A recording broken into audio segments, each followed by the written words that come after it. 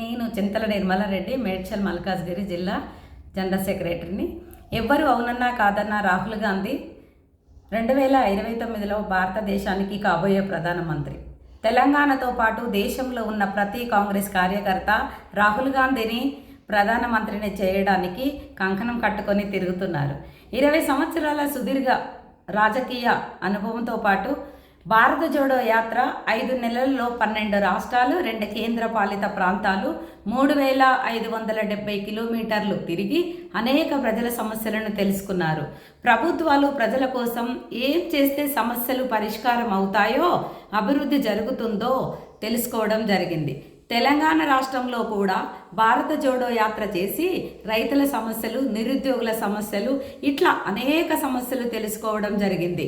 రాహుల్ గాంధీ కంటే ఈరోజు ప్రజా సమస్యలను తెలిసిన మరో రాజకీయ నాయకుడు లేడని చెప్పడం అతిశయోక్తి కాదు.